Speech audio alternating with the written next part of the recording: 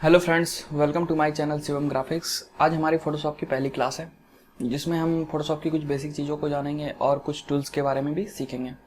तो सबसे पहले फ्रेंड्स हम फोटोशॉप को ओपन कर लेते हैं। जब आप फोटोशॉप को ओपन करोगे तो आपके सामने फोटोशॉप की वेलकम स्क्रीन आएगी। आपको यहाँ पर आपने रिसेंटली जिस भी प्रोजेक्ट पर काम किया होगा वो आपको यहाँ पर शो करेगा। आपको लेफ्ट साइड में दो ऑप्शन दिख रहे हैं, एक क्रिएट न्यू का और एक ओपन का। जब आप ओपन पर क्लिक करोगे तो आप किसी भी फोल्डर से अपने फ़ोटो को या किसी प्रोजेक्ट को ओपन कर पाओगे फ़ोटोशॉप में। और अगर आपको खुद का न्यू डॉक्यूमेंट बनाना हो जिस पे आपको डिज़ाइनिंग करनी है तो आप क्रिएट न्यू पर क्लिक करोगे। जब आप क्रिएट न्यू पर क्लिक करते हो तो आपके सामने न्यू डॉक्यूमेंट का ये डायलॉग बॉक्स आता है जिसमें ये रिसेंट है। मैंने रिसेंटली जिस भी साइज़ का डॉक्यूमेंट लिया था वो मुझे यहाँ शो कर रहा है।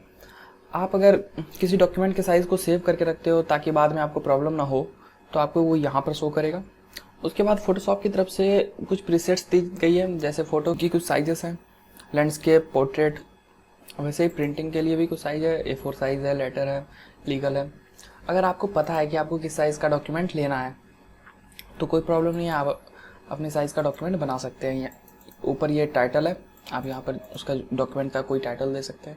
आपको उसकी विड्थ और हाइट जितनी रखनी है वो रख सकते हैं आप यहाँ पर। अगर आपको यूनिट उसकी पिक्सल्स में है तो आप यहाँ पिक्सल्स में रखें। अगर आपको इंच में पता है तो आप इंच में रखें, कोई प्रॉब्लम नहीं है। उसके अगर नीचे आप आते हैं तो आपको रेजोल्यूशन दिखता है। रेजोल्यूशन ये अभी पिक्सल्स पर इंच में है, या तो आप चेंज करके पिक्सल्स पर सेंटीमीटर में कर सकते हैं। रेजोल्यूशन ये होता है कि 1 इंच के अंदर आप कितने पिक्सल्स को रखना चाहते हैं। वैसे डिजिटल प्लेटफॉर्म के लिए अगर आप कुछ डिज़ाइन कर रहे हैं तो आप 72 रेजोल्यूशन सही है, लेकिन अगर आप उसे प्रिंट कराना चाह रहे हैं तो मिनिमम आपको 300 रेजोल्यूशन रखना चाहिए। उसके बाद अगर आप नीचे आते हैं तो आपको कलर मोड दिखता है। अभी ये RGB सेलेक्ट है। RGB अगर आप स्क्रीन पर के डिज़ाइन को देखना चाहते हैं तो आप RGB कलर सेलेक्ट करें, या आप उसे प्रिंट कराना चाहते हैं तो आप CMYK को सिलेक्ट कर लें। उसके नीचे आ रहा है बैकग्राउंड कंटेंट्स। इसमें आप अपने डॉक्यूमेंट का कलर कैसा चाहते हैं। अभी ये वाइट है, हम ब्लैक चाहें, ट्रांसपेरेंट भी रखना चाहें तो रख सकते हैं। और ये हम वहाँ पे बाद में भी चेंज कर सकते हैं, कोई प्रॉब्लम नहीं है इसमें। अगर आप इस साइज़ को आपने ले लिया, आप इसे चाहते हैं कि मैं इसे सेव कर लूँ ताकि मुझे बार बार प्रॉब्लम ना हो, तो आप यहाँ सेव पर क्लिक करोगे। सेव प्रीसेट्स पर क्लिक करके इसका टाइटल देके सेव कर दोगे ताकि वो यहाँ आपको सेव पर शो करे। अभी मैं सेव नहीं कर रहा हूँ, कैंसिल कर रहा हूँ और क्रिएट पर क्लिक कर रहा हूँ। जब आप क्रिएट पर क्लिक करके न्यू प्रोजेक्ट लेते हैं तो आपको इस तरह का अपना वर्क स्पेस आता है। अगर सबसे ऊपर देखें तो आपको ये मेन्यू बार दिखाई दे रहा है, उसके नीचे ये प्रॉपर्टी बार है। ये लेफ़्ट साइड में आपको टूल्स बार दिखाई दे रहा है और ये पैनल्स हैं। अभी ये लेयर पैनल हमारा खुला हुआ है तो ये लेयर पैनल शो कर रहा है। अगर सपोज़ आपसे कुछ भी इसमें से डिलीट हो जाता है, सपोज़ ये आपसे डिलीट हो गया, ये डिलीट नहीं बल्कि गायब हो गया आपसे, तो आप क्या करोगे, सिंपली विंडो में जाओगे, टूल्स आपसे गायब हुआ था वो आप ला सकते हो, वापस सेट कर सकते हो, या फिर आप यहाँ पे जाकर लेयर को भी इस तरह से ही ओपन कर सकते हो। अगर आप चाहते हो कि फिर से मेरा वर्क स्पेस रीसेट हो जाए, जैसा था पहले वैसा हो जाए, तो आप यहाँ वर्क स्पेस में जाओगे, यहाँ पर रीसेट का ऑप्शन है। मैंने अपने नाम का वर्क स्पेस सेव कर रखा है तो मुझे ऐसा ही आ रहा है। मैं रीसेट करूँगा तो फिर से मेरा वर्क स्पेस रीसेट हो जाएगा। अभी मैं इसके गाइड को हटा देता हूँ, Ctrl+H से हाइड हो जाता है ये। अब सबसे पहला टूल देखें तो ये मूव टूल है। मूव टूल से हम किसी भी चीज़ को मूव करा सकते हैं। उसके नीचे वाला टूल जो मार्केट टूल है, आज हम इसे सीखेंगे। मार्केट टूल जब हमने सेलेक्ट किया तो इसकी ये प्रॉपर्टी है। मार्केट टूल पर आप लॉन्ग प्रेस करोगे तो आपको 4 ऑप्शन दिखेंगे, rectangle marquee tool, elliptical marquee tool, single row marquee tool और single column marquee tool. Rectangle marquee tool हमने सेलेक्ट किया। अगर हम चाह रहे हैं कि ये आधे एरिया को मैं ब्लैक कर दूं तो मैं सिंपली इसे सेलेक्ट करूंगा रेक्टेंगल मार्केट टूल से और इसमें ब्लैक फिल कर दूंगा। हमारे पास 2 कलर होते हैं, एक फोरग्राउंड कलर, एक बैकग्राउंड कलर। फोरग्राउंड कलर को फिल करने के लिए फोरग्राउंड कलर को आप चेंज भी कर सकते हैं जो रखना चाहें, और background colour, foreground colour fill करने के लिए अल्ट बैक स्पेस और बैकग्राउंड कलर फिल करने के लिए कंट्रोल बैक स्पेस। अभी मैं अल्ट बैक स्पेस करता हूँ तो ग्रीन आ जा रहा है क्योंकि ये फोरग्राउंड में है। अब अगर मुझे बैकग्राउंड कलर ब्लैक फिल करना है तो मैं कंट्रोल बैक स्पेस प्रेस करूँगा। अगर मुझे इसे चेंज करना है, मुझे ग्रीन को बैकग्राउंड कलर बनाना है, तो सिंपली मैं यहाँ पर क्लिक करूँगा या फिर अपने कीबोर्ड से X टाइप करूँगा, ये इन्वर्स हो जाता है। अब ये बैकग्राउंड चला गया ग्रीन, कंट्रोल बैक स्पेस से ग्रीन। अब मैं इसे वापस आता हूँ, मैं Ctrl+Z से पीछे आ जाता हूँ अब मैं इसकी प्रॉपर्टी आपको बताता हूँ। पहला तो ये मैंने सिलेक्शन बनाया। अगर मैं चाह रहा हूँ कि ये एक सिलेक्शन है, इसमें मुझे ग्रीन फिल करना है, मुझे एक सिलेक्शन यहाँ पे भी चाहिए जिसमें मुझे ग्रीन फिल करना है, तो मैं एक सिलेक्शन यहाँ जैसे बनाता हूँ, वो वाला सिलेक्शन गायब हो जाता है। ये देखो, क्यों? क्योंकि ये सिंगल पर भी क्लिक है। अगर इसे हम मल्टीप्लाई या ऐड पर कर देते हैं तो अब हम मल्टीपल सिलेक्शन बना सकते हैं। ये एक हो गया, दो हो गया। अब सब अगर मैं अभी फोरग्राउंड कलर फिल करता हूँ तो सारे सिलेक्शन के अंदर फोरग्राउंड कलर फिल होगा।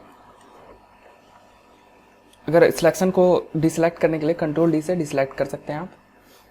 अब इसके बाद है ऐड के बाद सब्सट्रैक्ट है। आप सिलेक्शन को रिमूव करना चाहते हैं, आप चाहते हैं कि इसका आधा सिलेक्शन रिमूव हो जाए, तो बस आप सब्सट्रैक्ट कर दो। उसके बाद अगर आप आओगे तो ये इंटरसेक्ट है। आप चाहते हो कि दो सिलेक्शन के बीच में जो कॉमन पार्ट है बस वो रहे, तो इन दोनों के बीच का जो कॉमन पार्ट है बस वो रहेगा, सारा सिलेक्शन गायब हो जाएगा। वैसे ही इन दोनों के बीच का जो कॉमन पार्ट होगा वो रहेगा। उसके बाद अगर आप देख रहे हो तो उसके बाद आता है फेदर। फेदर क्या होता है? अभी हम सिलेक्शन बना रहे हैं, जैसे सॉरी मैंने यहाँ पे इंटरसेक्ट पे रखा था। अभी मैंने सिलेक्शन बनाया तो इसके कॉर्नर को भी आप देखोगे तो ये शार्प है। अगर आप फेदर बढ़ा देते हो, 100 पिक्सल्स कर देता हूँ, 100 पिक्सल्स मैंने फेदर कर दिया। अब मैं सिलेक्शन बनाता हूँ तो इस सिलेक्शन को देखो आप, ये कॉर्नर से थोड़ा कर्व होता जा रहा है। ये देखो, अब मैं इसे 0 कर देता हूँ। बस मैं आपको समझाना चाह रहा था कि फेदर क्या होता है। अब इसके स्टाइल को देखते हैं। ये अभी नॉर्मल है। नॉर्मल से मतलब ये है हमारा कि हम इसे माउस से जिस तरह से ड्रैग करना चाहें वैसे कर सकते हैं। इसकी हाइट जितनी रखना चाहते हैं हम उतना रख सकते हैं, इसके विड्थ को जितना रखना चाहते हैं हम उतना रख सकते हैं।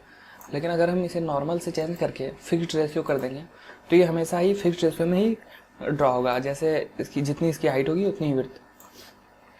ये उसके नीचे आता है हमारा फिक्स्ड साइज़। फिक्स्ड साइज़ क्या होता है?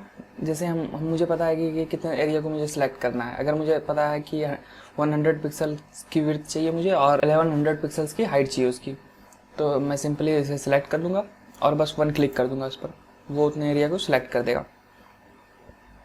अब ये हमारा तो इसका प्रॉपर्टी हो गया। अब उसके बाद ये रेक्टेंगल मार्कर टूल था, ये एलिप्टिकल मार्कर टूल भी वैसे ही काम करेगा बिल्कुल। इसमें ऐड करते जा रहे हैं, सब्सट्रैक्ट करना है सब्सट्रैक्ट कर सकते हैं, इंटरसेक्ट करना है इंटरसेक्ट कर सकते हैं। अभी आप जब सर्कल ड्रॉ कर रहे हो तो ये बिल्कुल सर्कुलर शेप नहीं आ रहा है। उसका रीज़न क्या है?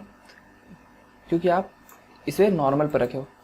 इसे फिक्स्ड रेशियो करोगे तो आपका ये बिल्कुल सर्कल ड्रॉ होगा। तो हम अगर इसे बार बार चेंज तो नहीं करेंगे, तो उसके लिए हम क्या करेंगे? कंट्रोल और शिफ्ट प्रेस करके ड्रॉ करेंगे, तो ये सर्कुलर शेप ड्रॉ होगा।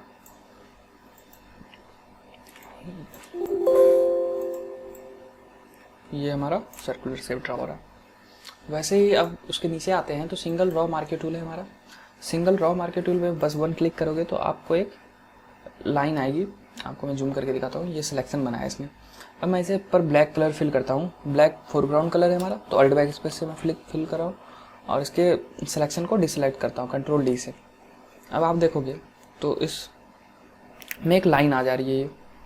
उस तरह से ही सेम इसकी भी प्रॉपर्टी है ये। उसके बाद उसके नीचे सिंगल कॉलम मार्कर टूल है, इससे ये कॉलम एक बना रहा है। ये भी वैसा ही है। इस पर मैं ग्रीन फिल कर देता हूँ कंट्रोल बैक स्पेस से, background colour control D select. तो बस आज का हमारा टॉपिक मार्कर टूल ही था। अगर आपको इसमें कुछ भी प्रॉब्लम होती है समझने में तो आप कमेंट में बताओ। अगले वीडियो में मैं उसे सबसे पहले मैं उसे क्लियर करूँगा, फिर मैं अगले टॉपिक पर आऊँगा। ठीक है, मिलते हैं फिर अगले वीडियो में।